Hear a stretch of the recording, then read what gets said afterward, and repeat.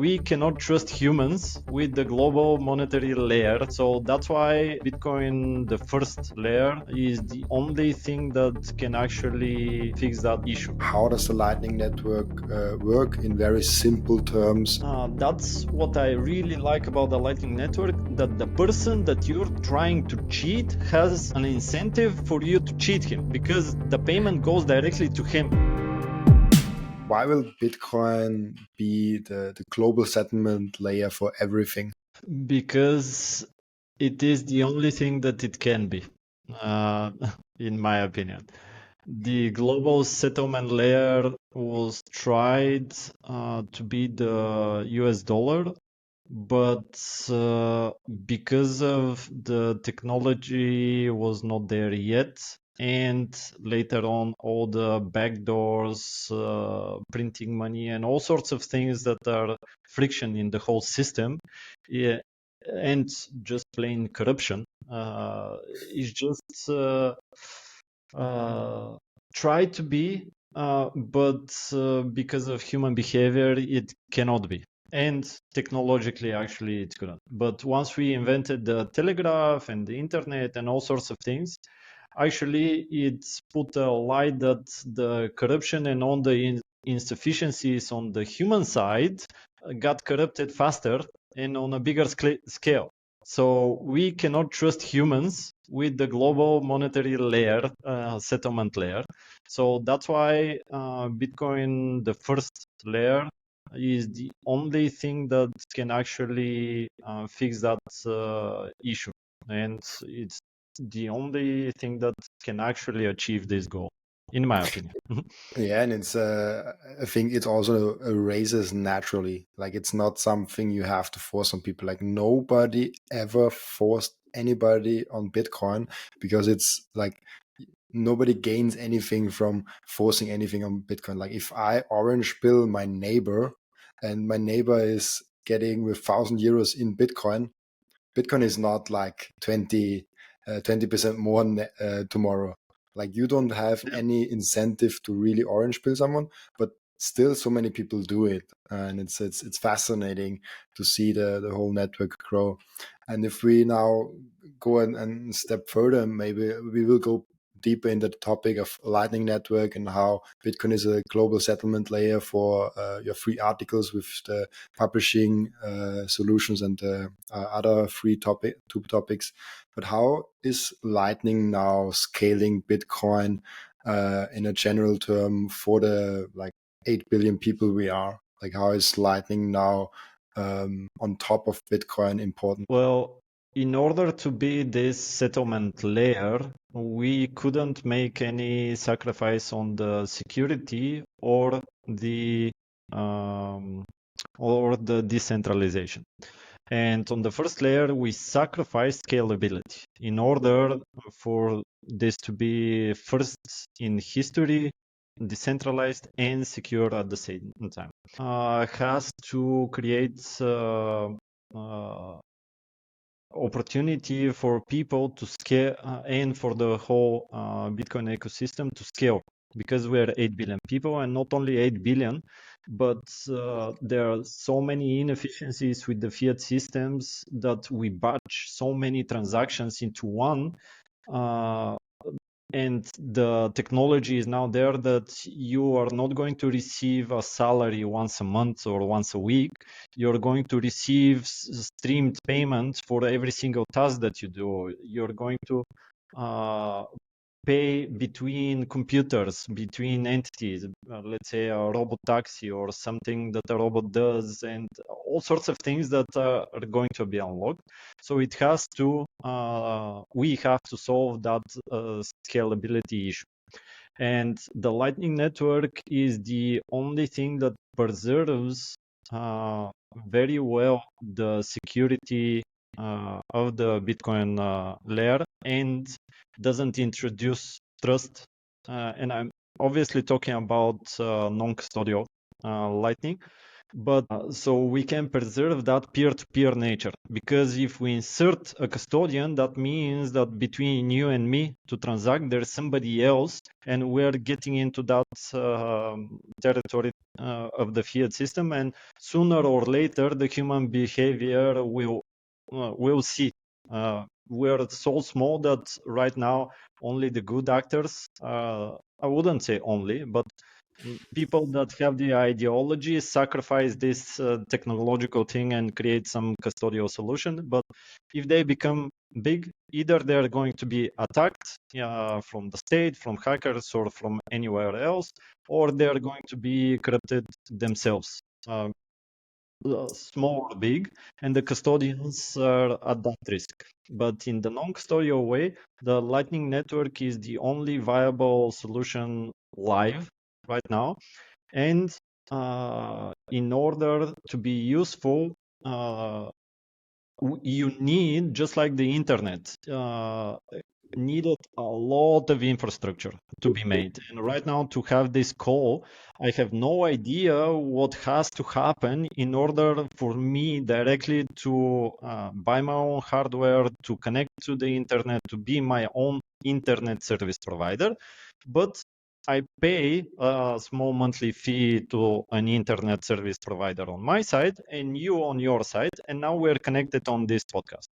But this same approach is what Breeze actually coined the term Lightning Service Provider, where there's a specialized entity, a company, where it figures out all that complexity for us. And it just gives me a simple app where I'm using the Lightning Network, but I don't have to deal with all that complexity. I just have the non-custodial nature, but the being online, dealing with the hardware, dealing with the protocol, and all sorts of things that I have no idea what's behind. Somebody else specializes, and every time that I make a payment, they take the routing fees. They don't come to me because I don't have the node.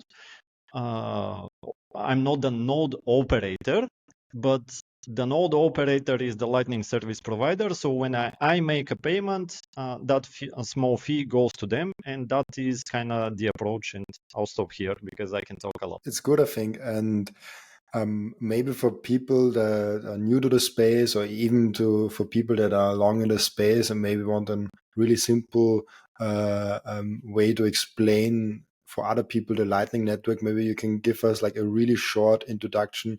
How does the Lightning Network work in very simple terms for the new people that are? I think there's always in every Bitcoin podcast, in every Bitcoin article, there's someone that just discovered Bitcoin in there. And I always try to keep my podcast really simple terms and for them to not get overwhelmed. So like maybe can you give like a short, a simple introduction to the Lightning Network in general? Yes. I would assume that the person understands the on-chain transaction. But from that premise, on the Lightning Network, it is between peers again. Let's say I have an on-chain wallet and you have an on-chain wallet. And we, both of us together, say we're going to transact often between us. So let us both create a multi-sig separate wallet where I say I'm going to connect to you directly and I'm going to put, let's say, 1 million Satoshis on my end of the channel. So because I'm going to pay you, let's say, 1,000 Satoshis every other day or something, I'm going to make a lot of transactions. When we set up that channel between us, we can actually, we don't pay any fees. On the on-chain wallets, you have to pay the mining fees and you have to have that waiting period for the next block to be found. But when we set up that channel between us, now we don't pay any fees between us to go back and forward, and it settles instantly. So why is it trustless? Because if I try to, let's say, I open a channel with 1 million sats, I send you 500,000 sats, and I say I'm going to close the channel that is full on my side. Because it is an address that both of us control, you can see that I cheated. So if you catch me that I cheated, you're not only going to get the 500,000 sats that you're technically owed, but you can take all the funds that were in that channel. So if I cheat, I'm not only punished, but that's what I really like about the Lightning Network, that the person that you're trying to cheat has an incentive for you to cheat him, because the payment goes directly to him. And this is completely inversed in the fiat system thinking. Because if you cheat there, and even if you're caught a lot of the times, big deal. Maybe you pay some fine, but you printed so much money to yourself or whatever. So, whatever. But now that if you cheat, you're not only going to pay what the other person is owed, but the fine goes directly to them. That's why it is trustless network. And that is the simple thing between a channel between us. Now, to abstract it away, what I talked about Lightning service provider, we are not technical people. So imagine that right now we don't have a channel between us, but I'm connected to some company that, let's say, I open a channel to them, and more accurately, they open a channel for me, and also they open a channel to you. So when I want to send a payment to you, that means that that payment is going to go through both of those channels. And because it's going through that Lightning service provider, they take, let's say, 1 Satoshi fee or 10 Satoshi fee, whatever. But that is kind of the dynamic. It scales, I would say, slowly, because it's a very technical thing. You have to be really an expert. Lightning is not for amateurs. But the Lightning experts with these Lightning service providers are introducing new solutions, so we can use it in this non-custodial manner. And I think the next 2 years will be a lot about Lightning. Hey, I also think so. And are you suggesting that we, like as a Bitcoiner now, and you understand Bitcoin, you have self custody, you run your own node, you do everything as a Bitcoiner should do, is the next step now running a Lightning node, playing around with Lightning on a non-custodial way? Like, what's the next step for Bitcoin? Is it running a Lightning node? Should everyone run a Lightning node? Yeah, absolutely not. If you decide to run on Lightning nodes, even when I started working at Breeze, I thought that I need to run a Lightning node to understand and to do my job better. But the devs told me, like, Lightning is not for amateurs. You have to have the technical capability, you have to be interested, and there are a lot of things. Think about this. You have to become a Lightning operator. It's not that you have some type of address and the computer takes care of it itself. There are so many things that come into becoming this Lightning operator, and it never sleeps. All the time, 24/7, 365.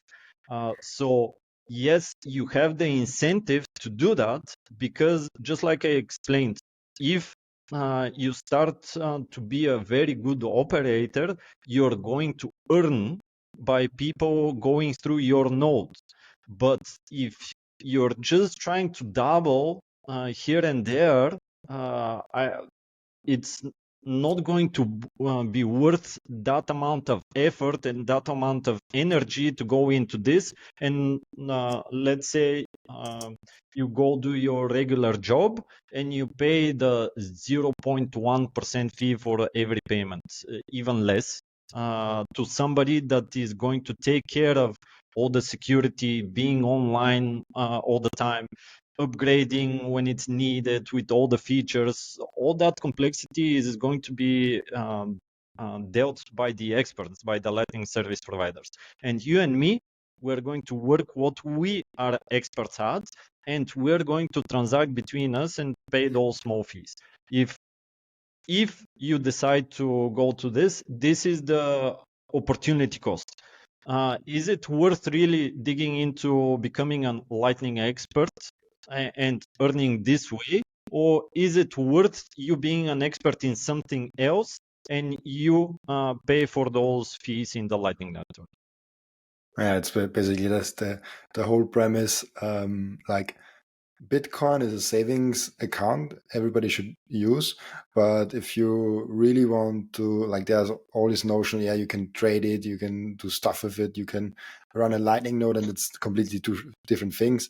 But if you really want to do something with your Bitcoin as like a Lightning node running, it's more like a business. Also, Bitcoin mining, like it's there's a lot to Bitcoin mining that you have to consider before you start it. Like it's not as buying Bitcoin. It gets from the saving side to an investment on even like an entrepreneurial side. And I imagined, as I'm not a Lightning expert, but I imagine it's the same with Lightning operators, with Lightning node runners. When I hear You enter a very big competition. Just like the mining operators now, it's not only that you have to be very efficient, but you are competing against everybody else globally, and that is the same in the Lightning Network. Yes, you can set up, and that's why it's not for amateurs, because if you just want to understand how it works and let's say spend a few $100s just for understanding, okay, but that is getting the knowledge. But to actually operate it, that is the consideration. It's not worth it, because if you're average, you're going to be priced out, just like the mining companies are doing. what's the like, as for Bitcoin mining, you have an advantage if you have a big facility. You have an advantage if you have cheap electricity. If you can have like a solar roof where it's always sunny. If you have wind turbines where it's always windy like this. If you have a cheap electricity and a big facility, you have an advantage over other people. What's the advantage of having like? Is it just knowledge that you need for Lightning operators, like, or is there any other advantage to it? I would say it's not only knowledge, and it's a moving target. The first thing is that you, because the Lightning protocol, even though it is 5 years, it is still being developed. And you have to be connected really good to the network, because nobody wants to make a payment through you and it fails 50% of the time. So on the technological side, you have to listen to where the payment is actually going to get through. You have to understand about servers, you have to understand about protocol, and it's a lot of things, and it is a moving target. So but the very, very good thing is, because it's an open source thing, that if somebody makes a breakthrough in the Lightning Network, everybody benefits. For example, we just published in Twitter that we made a non-custodial offline payment. And right now, because Breeze solved it, everybody else can see our code and can implement it in their application.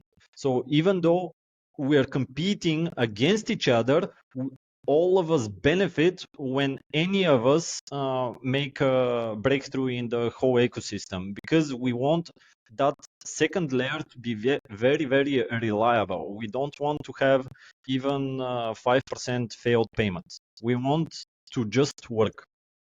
Yeah, that's a target, and if we want Bitcoin to succeed as a global settlement layer, as the global unit of account, global medium of exchange, we need layer solutions. And there are two more questions to the Lightning Network. The first question for me is like, can there be another layer 2 solution that is maybe outgrowing in the future Lightning?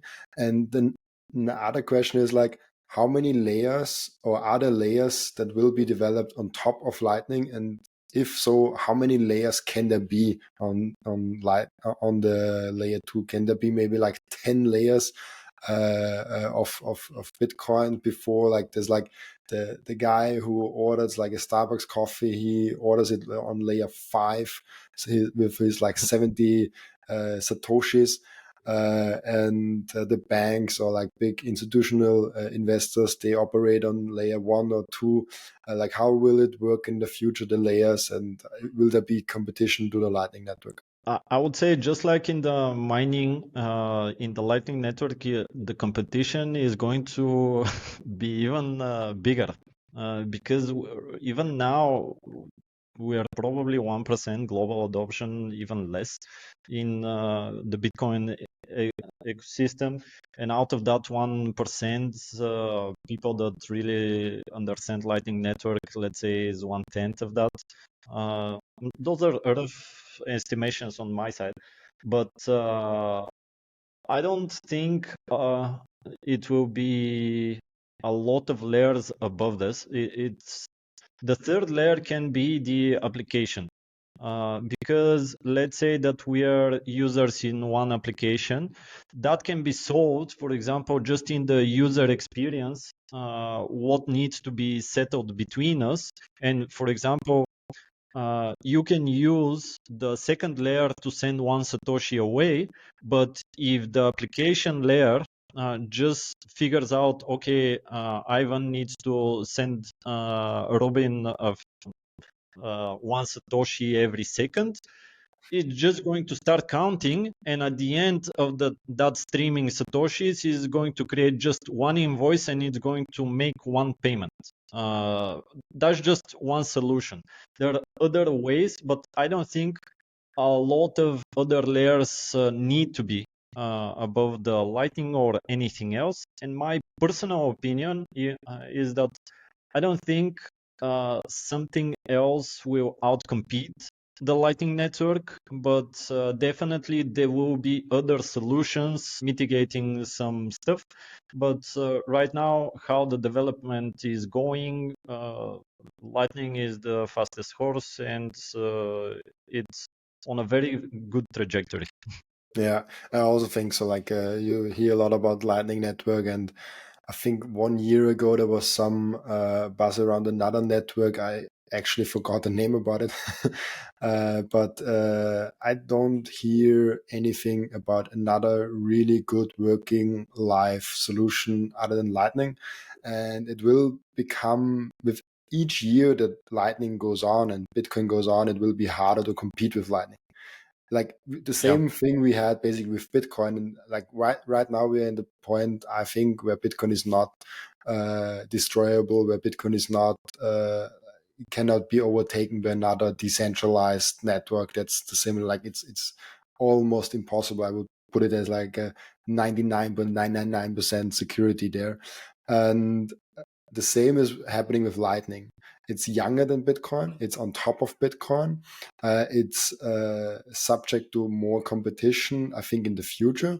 But with every day it lives on, and with every user that develops on every user that spends with Lightning, it will get harder and harder to beat the network effects of Lightning. absolutely. And I even think that maybe not this cycle, but the next cycle for certain, we're going to have people come into Bitcoin and not even touch the first layer. So the network effect in the Lightning Network is going to grow a lot more stronger, because even the businesses, for example, let's say the ATMs that are on chain only, they're going to be priced out in a few cycles, what you can buy from an ATM. So if they don't implement the Lightning Network or something that is much faster, they're going to be outcompeted in the first layer as a business. So even the businesses right now are incentivized to give something that is cheap and fast because of the mining fees. And the only really working solution right now is the Lightning Network. So obviously they're going to go there. And when the businesses implement those solutions, they will invite a lot of new users. And as I said, there are going to be people more and more that have no idea about the first layer dynamics. I'm super excited to announce that this podcast just got the first ever sponsor. I just started the podcast out like 3 months ago, and now we have 21 Bitcoin as a partner for this podcast.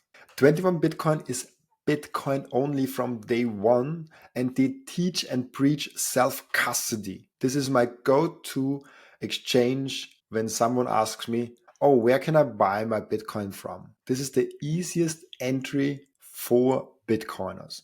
And if you want lower fees, plus at the same time support this podcast, use code Robin and click the link in the description. Yeah, especially like when you look at really poor countries that stack really a small amount of satoshis every week, and for them just to go on to the main layer with the transactions, and they need maybe to spend their Bitcoin because they don't have any other options. Like we always say, like, oh, don't sell your Bitcoin, but there is someone that has no other options to sell than your Bitcoin, and then transactions fee on the main layer basically force you to be on the second layer, which is, I think, a good thing because it drives innovation. And also, big fees on the main layer means that we have a bigger security budget for the Bitcoin miners, which secures the whole network more. Like, at least I think like that. And I mean, as we get into the whole instant global settlement layer, maybe before we get all in the articles also, how did you find your way in Bitcoin, and what's motivating you so much to make your life also about Bitcoin, because you're working in Bitcoin in a Bitcoin company in the breeze.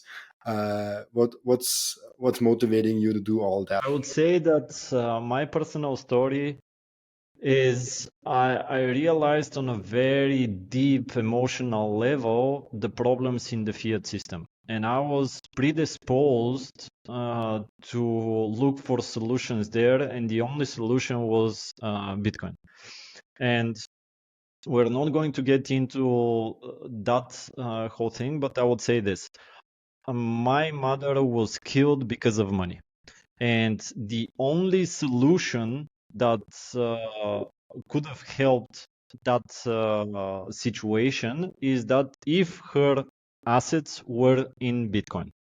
And when I saw that, and when you know that there was a solution for that situation, uh, it is extremely emotional for me, and I was put in that position to understand it this deeply. But other people will not do the work to understand it, why Bitcoin is the only solution.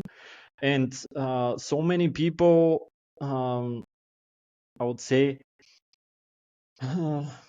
they're never going to want to understand something like this. They have the problems that they have. They're searching solutions for their own personal problems. But because of this emotional thing that happened in my life, and every problem that occurred after that, how to get the money that me and my sister are owed to inherit, with the inheritance problems, with the laws, with people stealing from us even after this tragedy, when you're very low, at your low point of your life. All those problems, I was trying to deal with them. I failed at some stuff, I succeeded everywhere. And my lady invested some money in Ethereum, and she was chasing me for more than a year. Let's make money about this. And because I knew that it was associated with scamming, and it wanted to stay away. But at some point in the bull market, I just capitulated and said, I'm going to prove that this is a total scam. And in a span of 3 days, I found out, yes, I'm absolutely right about crypto, but this goddamn Bitcoin thing, I can't find the hole how it's coming some group of people. And in 3 days, I found out that Bitcoin is different. But in 10 days, let's say, I started to grasp this whole network, whole incentives, how it is set up, and became more and more a believer. And at the point where I heard Jason Larry's thesis about power projection, and I connected that with my own case, I said, this is it. I don't care what other people think. This is the only solution for the people that it really, really matters. And then I dived really deep into it. And I said, I must contribute. It's not that I want to, because I understand it on that deep level. And a little bit of luck landed me the position in Breeze, but I started doing stuff for Bitcoin, anything that I could contribute. And I became this evangelist for other people to understand it in a deep level. And at some point, when you get on the mission and not the fucking money, you get lucky, because you're not going to get out of track, going to be distracted by money, because ethically I know exactly what I'm fighting for. I just found the company that is a really good fit with that mission, and then I wanted to contribute to as much as I can. And even now, even though I'm working with Breeze, I am not stopping because I have 9 to 5 job or something. I started a Bitcoin meetup in my city because nobody was doing it. I inspired other people to make seminars. I contribute to other seminars. I orange pilled all my relatives. So yeah, when you're on the mission, you're going to contribute, and the community and the whole ecosystem is going to get back at you. But if you're in it for the money, there will be times where you're fucked, basically, because money fluctuates. The mission doesn't. Yeah, that is so true because I mean, I started my talking about money journey 4 years ago, in around 2020, around that time actually, and I started talking about Bitcoin in, yeah, also 2020, but more like 2021, because I needed a year to go from my stocks to actually Bitcoin only. And I just went on Twitter and rambled about what I do. I do now the podcast also, and till January this year, I did not made a single euro from anything, and I did it for like over a year. I did more than 50 tweets a day because I was just discussing with everybody that wrote me back, as no matter if it was a good comment or a bad comment, because I had the mission and not the money. Like I spent such a immense amount of time on it, and I work next to it in sales, and it's an interesting contrast because in sales you have the agenda to make money.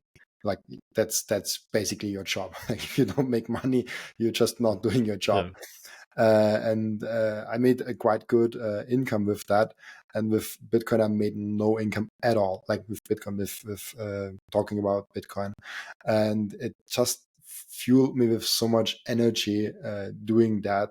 And it's a great journey to be on. So I can fully understand where you're coming from and the journey. And I congratulations for stepping into the Bitcoin only world, and also being in the job world in Bitcoin. It's an amazing step to be in.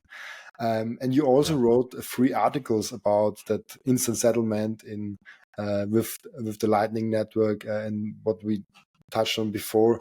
And I think it was published in the Bitcoin magazine, and maybe somewhere else if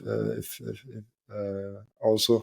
Um, and those 3 articles are basically how instant settlements in the Lightning Network construction industry, in the logistic industry, and in the publishing industry will disrupt things. Maybe before we go into each industry, what's the overall premise, the overall conclusion about that? How will it disrupt the world, basically? Yeah.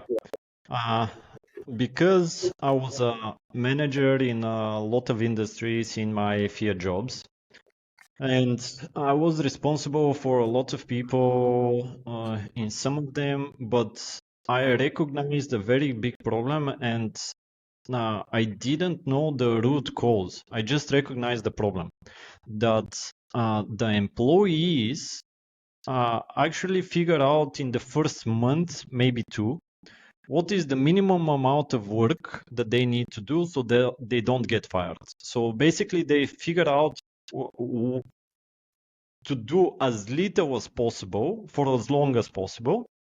But on the other side, the employers and the managers, people that are rewarded for performance, actually want to squeeze the most out of those same workers. And that's a direct conflict. One wants to do as little as possible for the most amount of money, and the other wants to pay the least amount of money for the most amount of work. And I recognize that problem 15, maybe 20 years ago, something like that. And I realized that in order to motivate the people, I have to figure out other ways than money. Because if I give them purpose, if I give them bonding with the team, experiences, that motivates them. But I still didn't realize what was the root cause. And once I started working at Breeze and figuring out this fast instant settlement global, even though the Lightning Network is not going to serve 8 billion people, but it will be on the trajectory for this instant settlement, something that we never had before. I recognize that this is actually the problem because people are not paid, those same workers, people are not paid for work. They're paid for the time that they're in the store, that they're in the company. And if you're paid for your time, your personal incentive is exactly what happens to most of them. How do I do nothing and receive money? So in order to have 100% profit, you need to be paid for time and do nothing. Your payment is actually the work done, the energy that you spend. So if you don't spend any energy, the money that you receive is 100% profit. And now I understand all those problems that I faced in the fiat job. And it just the labor force are not stupid. They're just pulled through that incentive. And I recognize if we have instant settlement payments that are paying for not time, but for tasks and for things that have to be achieved, now the company, the managers, and the labor force are going to be completely aligned because we are paid for kind of the same thing, but different people are doing different parts of it.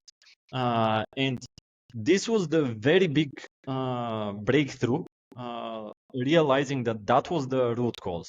And obviously, in the articles, I dig into the other very big paradigm shift is that now we have split payments because the labor force are doing the work, but the company is taking most of the profits a lot of the times. Now that we are not only aligned to do the same thing, but everybody can be split paid for anything. So let's say I'm a salesman in a store and I'm not paid for time, but I'm paid for what I sell. If I sell, let's say, something for £100, and I know that I make 5% commission, 10%, 20, it doesn't matter the percentage, but I negotiate with the company what is my percentage. The person that is paying for, let's say, a pair of shoes, I'm going to receive 5% of that. Then the next one is a suit. I'm going to receive instantly me on the one side, the company on the other, the manager on this third side, or how many ever splits you want to take. So that is the nature of that whole series. And the first 3 articles are out, but 3 more are going to come out in the next weeks. Oh, that's interesting, because I thought, like, as I went through the articles, this looking at an industry is basically, you can put it any industry, right? It's like, just you can look at a specific industry, but basically you can have the whole concept in all the industries. And maybe for like, maybe let's dive into the publishing industry first, because it's like the closest to most people, because they are consuming right now something that is published, Yeah. like a podcast. How can this disrupt podcasts, authors of books, social media in general, like mainstream TV, maybe even? I don't know, like, how disruptive will that be, and how fast maybe also can that change happen? Yeah. I would say that if we're looking at the podcast industry, the solutions are already out, completely out. Because as a podcaster, you can publish that podcast in Podcasting 2.0. You can connect your Lightning wallet to that, and everybody that wants can send satoshis to the podcast via streaming or via Boost. If you're, let's say, 3 people involved in the production of the podcast, you can split those payments. That, let's say 50% goes to the business itself, 25% to the host, 25% to the editor, or whatever you'd like to split. That technology is already available. You just need to figure it out and use it. And I applied that same thinking as the podcast to the publishing industry. Now, imagine that somebody publishes a book. They have to negotiate with the publishing house what they what they need as a signing bonus or anything else, what the publishing house is going to do, what they're going to do, when they're going to deliver, all sorts of complicated things for something that will happen in the future. And I'm saying, okay, now let's completely ignore the fiat type of thinking, and let's use this instant settlement technology most efficiently. Now I'm an author, I'm writing a book, and the moment that I have the manuscript ready, I can self-publish it, and I receive 100% of the sales directly to my Lightning wallet. Or, because I don't want to be a marketer, I go to a publishing house and we negotiate the split between us. So every single copy of the book that is sold, the author receives their split payment and the publishing house receives the other payment. Now that the book is out, somebody else needs to translate it into another language. So the original book is split in 2 ways, but the second language is going to be split in 3 ways. It's going to be between the translator, the author, and the publishing house. Then I take it a step further. If you make an audiobook, the same manuscript, the audio book needs a narrator, a producer, a sound engineer, so it's a complete project on its own. But again, you can split the payment however you like for each individual copy of the book or each individual copy of the audio book. And that technology is available now.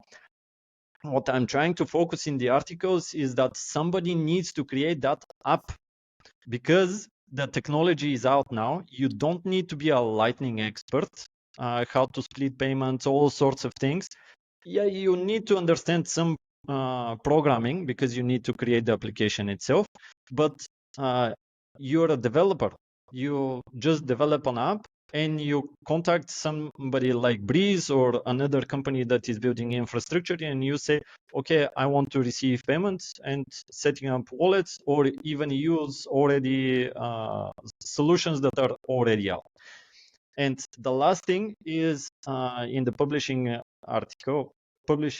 books, is that now you don't even have to go to a publishing house, because you can actually self-publish, but you go to influencers and you don't tell them, promote this book and I'm going to give you a discount. What they do with every influencer right now: oh, buy this product or this service and you're going to receive a whatever discount. And the user experience is kind of okay, but with the Lightning Network, it's going to be, the influencer is going to say, buy this book.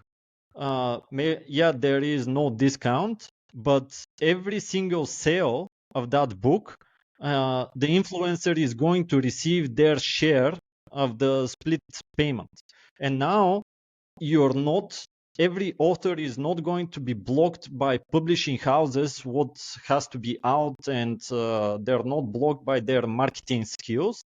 They just create something of value, of some type of information, they publish it, and they approach people that can promote it and say, if you sell it through your website, your platform or whatever, you're going to receive this share for every single individual copy. It's not going to be, I'm going to sell it, just like the publishing houses now.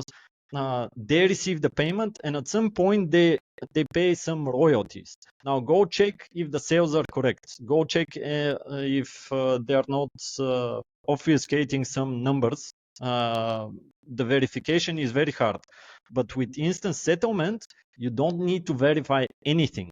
Every single payment is a purchase and it's an income for everybody that contributed to that project being built in the publishing industry. I would say here I would stop.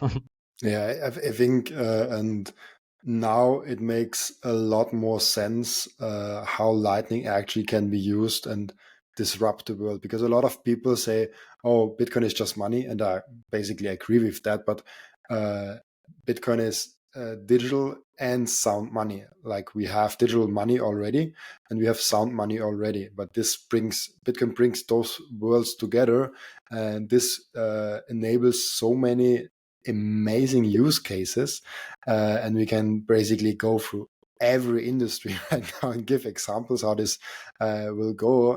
But I think it will it will make like a 10-hour podcast out of it. Yeah. So, but I think now the point is made how Bitcoin and the Lightning Net better. Maybe for the everyday pleb out there, what should we, like, obviously you work at Breeze, but what should we consider when we choosing Lightning tools, no matter if it's like for yourself to pay stuff or to set up stuff for payment, maybe even like how should I start, like if I have an app idea for like something like a split payment in my industry, where should I go, who should I contact, like how can I get involved in the whole thing? I would say first thing that you have to realize that is completely opposite than the fiat system is that the person that is paying for the fees. Because in the fiat system, if you go to a store, you pay what they ask, and the fee, we're still paying it as users, but it's hidden. It's actually the fee to the banks, to the payment processors, are actually extracted away from the company that is getting that payment. So when you send a payment or when you open a channel and you send that fee, that also applies to the first layer of Bitcoin. The person that is sending the payment is actually paying for that fee. And when people say, oh, I paid that fee, so I lost, let's say, 2,000 Satoshis, they think that they lost it. No, you're paying for a service to send that money somewhere. So that is a big paradigm shift. And from this, I would say, invest some amount of money intentionally to make every single type of payment as the user, to understand what's the difference between custodial Lightning and non-custodial Lightning.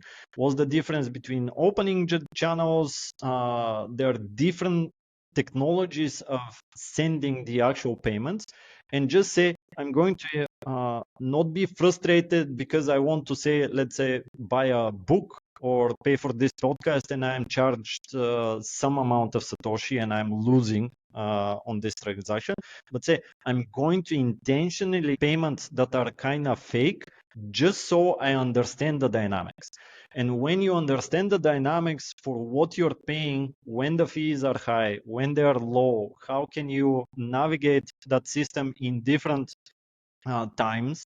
Now you're ready to actually go and use the proper tool for the proper time, for the proper situation. But if you don't go through that learning, maybe you're going to open a channel exactly when the mining fees on the first layer are very high. But if you understand the dynamics and now that the fees are lower, you can say, okay, I'm going to open channels as a user now, and then I'm going to use it.